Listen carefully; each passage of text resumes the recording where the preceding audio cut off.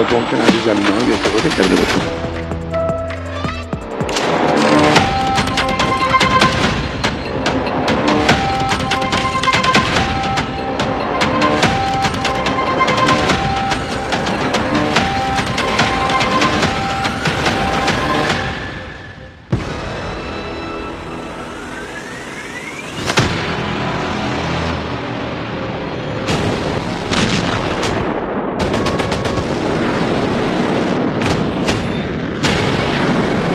Trump Khamenei की बात बनने के बजाय पूरी तरह से बिगड़ चुकी है। बात एटम बम पर हो रही है, इसलिए खतरा भी परमाणु युद्ध का है। ट्रंप और खामनेई के तेवर ने ओमान के बाद जिनेवा को वर्ल्ड वॉर का एपिसेंटर बना दिया है, जहां एटमी डील का सेकंड राउंड हाई टेंशन बन गया, क्योंकि ईरान की अकड़ बरकरार है, जिससे ट्रंप बौखला गए हैं। सुपर पावर को ईरान के कैरियर तोड़ युद्ध के ट्रेलर ने आग बबूला कर दिया है। समुद्र में ईरान का विध्वंसक रुख अमेरिका को हमले के लिए मजबूर कर रहा है। ये धमाके ईरान की आखिरी गलती साबित हो सकते हैं। ट्रंप का जिनेवा ऑर्डर, खामेनेई का खेल खत्म। नेतन्याहू का प्लान रेडी, 5 परमाणु अड्डे होंगे रात। ईरान का साथ दे रहे 10 देशों को अल्टीमेटम। F-15 से बरसेगा बारूद, B-2 से ट्रंप जीतेंगे युद्ध। ट्रंप का दिमागी टेम्परेचर हाई है। उन्होंने ईरान को बहुत ही बैड नेगोशिएटर कहकर फिर से B-2 बॉम्बर भेजने की धमकी दे डाली है।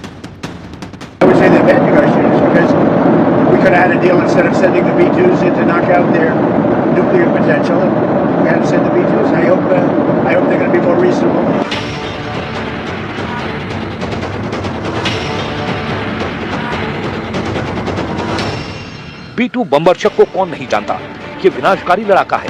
अमेरिका का ऐसा बम्बरशक जो हजारों किलो बंकर बस्टर बम बरसाता है। ईरान ने B-2 का कोहराम देखा है। ईरान के परमाणु ठिकानों को B-2 ने चीर फाड़ डाला था, मगर इस बार ट्रंप सिर्फ B-2 से ईरान को दहलाने वाले नहीं, अमेरिका ने दुनिया की सबसे भयानक लड़ाई का ब्लूप्रिंट बना रखा है। सुपर पावर को खाड़ी मुल्कों की पावर भी मिलने लगी है। ईरान को बैकअप दे रहे 10 देशों में भगदड़ मच गई है। एक खाड़ी देश ने तो अपनी जमीन से ट्रंप के 250 F-15 जंगी जेट को लॉन्चिंग का लाइसेंस तक दे दिया है। जिसने ईरान से गद्दारी की है, वो नाम सुनकर खामनेई के जनरलों के होश उड़ जाएंगे।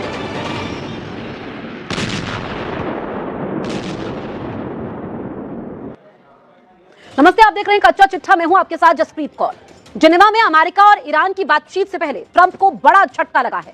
ईरान के सर्वोच्च नेता अली खामेनेई ने कहा है कि अगर अमेरिका के पास दुनिया के सबसे खतरनाक जंगी जहाज है, तो ईरान के पास ऐसे जहाजों को समंदर की गहराई में डुबोने वाले हथियार हैं। ईरान के इस आक्रामक रुख ने ट्रंप की बहुत सी उम्मीदों पर पानी फेर दिया है।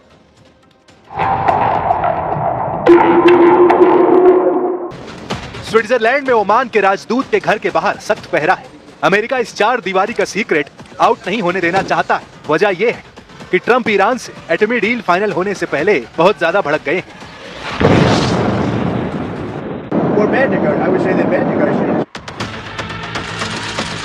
जब डोनाल्ड ट्रंप दुश्मन की गलतियां गिनाने लगे, तो यकीन जानिए उसकी तबाही तय हो चुकी है। तय हो चुका है युद्ध, जिसमें सुपर पावर के दुश्मन की सलामती सिर्फ सरेंडर करने पर ही मंजूर होगी, वरना अमेरिका मारता रहेगा और मारता ही रहेगा।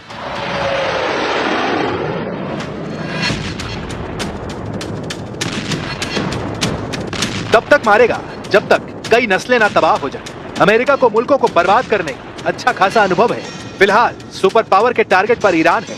ट्रंप को एटमी डील में ईरान की बढ़ रही शर्तों ने शॉक दे दिया है। ओमान के बाद जिनेवा में हुई बैठक ज्यादा विस्फोटक ग्राउंड तैयार करने वाली साबित हुई, क्योंकि ईरान की सुई एक ही जगह पर टिक गई। ईरान ने ट्रंप का ऑफर ठुकराते हुए सिर्फ परमाणु प्रोग्राम पर डील फाइनल करने का ऐलान किया है, जिसके बदले में ईरान ने अमेरिका के लगाए सारे बैन हटाने की शर्त भी जोड़ रखी है। वहीं ट्रंप चाहते हैं कि ईरान अपने मिसाइल प्रोग्राम और खाड़ी देशों में मौजूद लड़ाका ग्रुप पर डील साइन करे। इसके बाद ट्रंप ईरान को राहत देंगे या नहीं, ये वो तय करेंगे।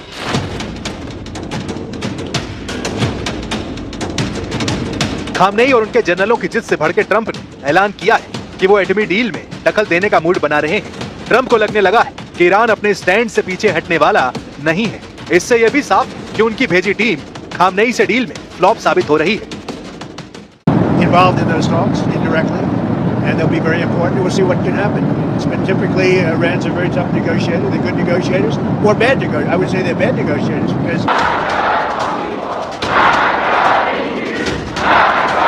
ईरान डील चाहता है, उसे इंकार नहीं, लेकिन डील सुप्रीम लीडर के उसूलों पर होगी, खामनेई के बनाए नियमों पर होगी।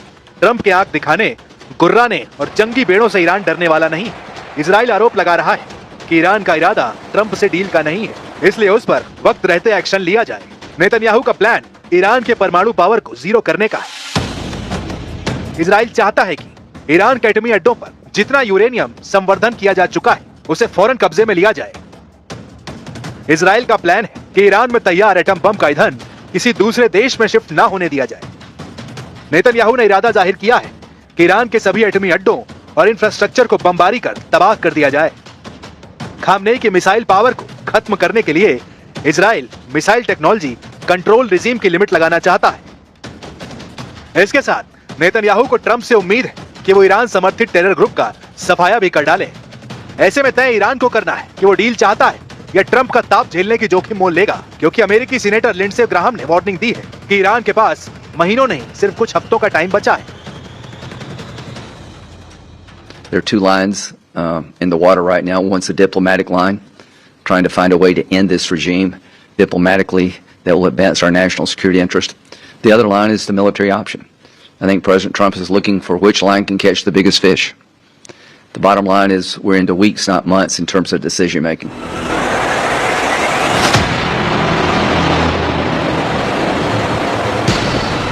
अमेरिका की जंगी तैयारी, ईरान के करीब बढ़ता हथियारों का जमावड़ा, खाड़ी देशों में अमेरिका के दोस्त देशों का पाला बदलना, सारे सिग्नल युद्ध के हैं।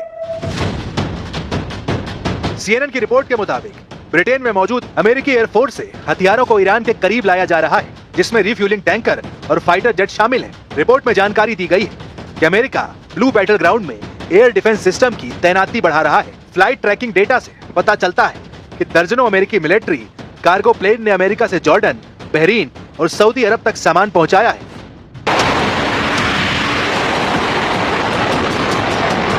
हथियारों की कोई कमी नहीं है, जितने चाहिए उतने अमेरिका तैनात कर देगा, क्योंकि ट्रंप का असली मकसद ईरान में तख्ता पलट। जैसे वेनेजुएला से निकोलस मादुरो को ट्रंप ने उखाड़ फेंका है, वैसा ही कुछ तेहरान में होने वाला है। अमेरिकी सीनेटर लिंडसे ग्राहम ने ये बात तभी जुबान कह डाली है। तेल अवीव में लिंडसे ग्राहम ने कहा है कि ईरान के supreme leader Ayatollah Ali Khamenei सत्ता को हर हाल में जाना होगा, जिसके लिए अमेरिका पहले उन देशों को तोड़ने में लगा है जो ईरान के साथ दिख रहे हैं। जॉर्डन सबसे पहले ट्रंप के गुस्से को देख खेमा बदल चुका है।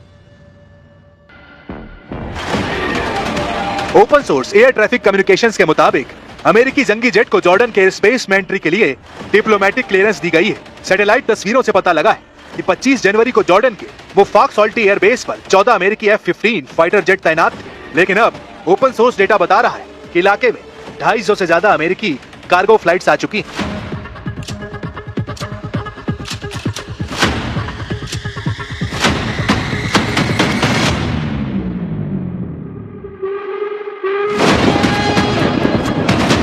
दो कैरियर बैटल ग्रुप, खाड़ी देशों में 20 अड्डों पर युद्ध की तैयारी। ईरान के लिए क्या ये काफी नहीं? आखिर अमेरिका हमले के लिए इतना इंतजार करने को मजबूर क्यों हो गया? क्यों अमेरिका 2 महीने से वॉर प्लान बना रहा है? सुप्रीम लीडर अली खामनेई बता रहे हैं कि अमेरिका डरा हुआ है।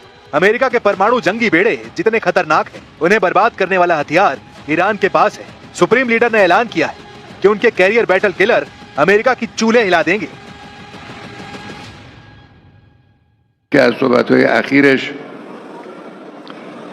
گفته که 47 ساله که آمریکا نتوانسته جمهوری اسلامی رو از بین ببره. شکایت کرده به مردم خودش. 47 ساله که آمریکا نتوانسته جمهوری اسلامی رو از بین ببره. این اعتراف خوبی است. من نمیگم ईरान को अमेरिका से पुराना हिसाब चुकाना है। खामनेई ने जनवरी में हुए हिंसक प्रदर्शन का विलन अमेरिका और इजराइल को बता रखा है। ईरान सुप्रीम पावर की धमकियों के बाद से युद्ध के लिए तैयार है। ईरान के अंडरग्राउंड मिसाइल अड्डों पर जनरलों की आवाजाही तेज है। सीक्रेट ठिकाने से supreme leader Ali Khamenei active है। होर्मुज़ स्टेट में ईरान ने धमाके शुरू कर सुपर पावर को ललकार दिया है।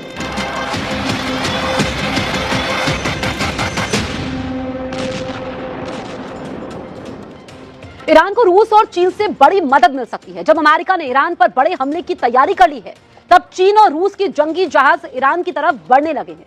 लेकिन इससे पहले डोनाल्ड ट्रंप को एक बड़ा शॉक लगा है। अमेरिका के कमांडर पूछ रहे हैं कि ईरान को कैसे हराना है।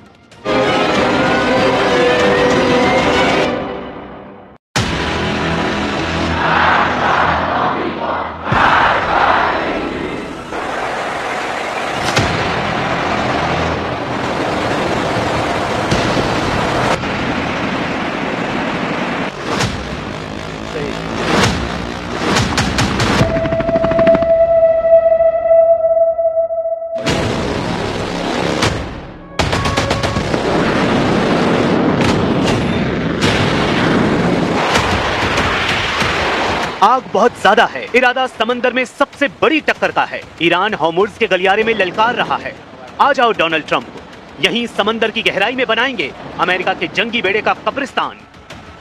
एक तरफ अमेरिका का कैरियर बैटल ग्रुप और दूसरी तरफ ईरान का कैरियर तोड़ युद्ध। ईरान बता रहा है कि टक्कर जबरदस्त होगी, अमेरिका की चूल्हे हिला दी जाएंगी। ईरान की तरफ अगर डोनाल्ड ट्रंप का जंगी बेड़ा बढ़ा तो ऐसे हमलों से तबाह कर दिया जाएगा उनका गुरूर। क्या ईरान और अमेरिका के बीच युद्ध की शुरुआत का सबसे खतरनाक पल आ चुका है? ईरान ने 24 घंटे के अंदर कुछ ऐसे फैसले किए हैं जिसके अंगारे डोनाल्ड ट्रंप और बेंजामिन नेतन्याहू के प्लान को राख में तब्दील कर सकते हैं। ईरान अब अमेरिका से डॉलर वाला बदला लेने की फिराक में है। वो पूरे यूरोप की अर्थव्यवस्था को भी खत्म करने की तैयारी कर चुका है। क्या ईरान खाड़ी में हॉर्मुज़ के समुद्री गलियारे में बैरिकेड लगाने जा रहा है? क्या हॉर्मुज़ के समुद्री गलियारे में कर्फ्यू लगाकर ईरान तेल की आवाजाही रोक देगा? क्या दुनिया के सबसे बड़े चोकिंग पॉइंट पर कब्जा करके ईरान अमेरिका की गर्दन पकड़ने में कामयाब होगा? ईरान में रेवोल्यूशनरी गार्ड्स के सबसे बड़े कमांडर ने हॉर्मुज़ का जायजा लिया है। जनरल कासिम सुलेमानी वाला ओहदा संभालने वाले मेजर जनरल मोहम्मद पाकपूर ने इरादा बता दिया है। ईरान अब खाड़ी में अमेरिका को हराने के लिए पूरी तरह तैयार है। دیژ مستحکم دور تا دور جزیره‌مون ایجاد کردیم. خیلی خیلی خوبه. خیلی عالیه. تجهیزات خوبی هم گذاشتیم. بعدم بیشتر بذاریم که به این خیلی باید. ये फारस की खाड़ी और ओमान की खाड़ी और आगे अरब सागर को जोड़ने वाला हॉर्मुज़ गलियारा है। और यहाँ पर ईरान की नेवी ने बता दिया है कि वो इस इलाके में ऐसा बैरिकेड लगाएगी कि ट्रंप के युद्ध की हवा निकल जाएगी। हॉर्मुज़ का समुद्री गलियारा पूरी दुनिया की अर्थव्यवस्था की गर्दन है और यहाँ ईरान का कब्जा डोनाल्ड ट्रंप की कुर्सी तक हिला सकता है। ये तेल और गैस के खजाने पर बैठे अरब देशों को तबाह कर सकता है और इसलिए ईरान के सर्वोच्च नेता अली खामेनेई भी कह चुके हैं कि इस बार ये जंग क्षेत्रीय युद्ध में तब्दील हो जाएगी। جنگی را بندازن این جنگ منطقه‌ای خواهد بود. हॉर्मुज़ में आग का ट्रेलर दिखाकर ईरान डोनाल्ड ट्रंप को वार्निंग दे रहा है। यहाँ ईरान के मिसाइल अड्डे हैं। ईरान की फास्ट बोट जानती हैं कि अमेरिकी नौसेना का कैसे शिकार किया जाए। धमकी सीधे अमेरिका के मुंह पर दी जा रही है, लेकिन इन खतरों से बहुत अच्छी तरह वाकिफ डोनाल्ड ट्रंप युद्ध पर अड़े हुए हैं और दावा है कि ईरान इस बार बख्शा नहीं जाएगा। Sir, on Iran, the Supreme Leader today said that U.S. attack could spark a regional war, giving response to that. Why wouldn't he say that? Of course you're going to say that. But we have the biggest, most powerful ships in the world over there, very close, a couple of days, and hopefully we'll make a deal. If we don't make a deal, then we'll find out whether or not. Donald Trump की धमकियों के बीच Iran ने अपने सबसे मजबूत मोर्चे को active कर दिया है। हॉर्मुज़ के समुद्री गलियारे को नक्शे के जरिए समझिए, जहां उत्तर की तरफ ईरान है और दक्षिण की तरफ ओमान और यूएई यानी संयुक्त अरब अमीरात। ये दुनिया के सबसे अहम समुद्री गलियारों में से एक है। इसी गलियारे से दुनिया का 30% तेल और गैस की सप्लाई होती है। हॉर्मुज़ गलियारा फारस की खाड़ी और ओमान की खाड़ी को जोड़ता है और यहाँ से हर रोज 2 करोड़ बैरल तेल गुजरता है, इसलिए इसे एनर्जी लाइफलाइन कहा जाता है। इस गलियारे पर ईरान की सेना का कब्जा होगा तो क्या होगा? और क्या ये वाकई ईरान के लिए बहुत आसान है कि वो हॉर्मुज़ पर पहरा बैठा दे? ईरान का युद्धाभ्यास बता रहा है कि ऐसा करना उसके बाएं हाथ का खेल है। यही वजह है कि युद्ध हुआ तो हॉर्मुज़ पर ईरान ने बैरिकेड लगाने का इरादा कर लिया है। बैरिकेड यानी इस गलियारे से कोई जहाज नहीं गुजरेगा, सब कुछ ठप हो जाएगा और इस गलियारे पर ईरान पूरी तरह कब्जा कर लेगा और फिर तेल और गैस की कीमतें आसमान छूने लगेंगी। सवाल है कि क्या ईरान ऐसा कर सकता है? हॉर्मुज़ गलियारे में सबसे संकरे हिस्से की चौड़ाई करीब 33 किलोमीटर है और जहां से जहाज गुजरते हैं वहां उनके लिए सुरक्षित गहराई वाला रास्ता सिर्फ 3 किलोमीटर चौड़ा रह जाता है, क्योंकि अगर इस रास्ते में जहाज भटके तो जहाज समंदर में फंस सकते हैं। ईरान का दावा है कि हॉर्मुज़ के इलाके में उसकी मर्जी का बगैर परिंदा पर नहीं मार सकता। यहाँ आसपास ईरान के पास करीब 9 बड़े टापू हैं और इनमें से ईरान ने 5 में हवाई पट्टी या एयरपोर्ट बनाया हुआ है। और ऐसे हर अड्डे पर ईरान की सेना मौजूद है। वहां से हमले की ताकत ईरान को इस इलाके में बहुत मजबूत बना देती है। जज़ायर از سلاح‌های ما استفاده کردن که دقت اینو بسیار بالاست. ईरान ने यहाँ युद्धाभ्यास में क्रूज मिसाइल से लेकर बैलिस्टिक मिसाइल और ड्रोन अटैक को आजमाया है। ईरान के रेवोल्यूशनरी गार्ड्स ने फारस की खाड़ी में जब से ये युद्धाभ्यास किया है, उसके दुश्मन चौकन्ने हो गए हैं। ईरान के पास एक मजबूत एंटी शिप वाली मिसाइल पावर भी है और यही इसे इस बेहद खास समुद्री इलाके में सबसे बड़ी मिलिट्री पावर बना देती है। अब ईरान की नौसेना के कमांडर बता रहे हैं कि समुद्री इलाके पर दबदबा कायम रखने के लिए उसकी नई मिसाइल तैयार है।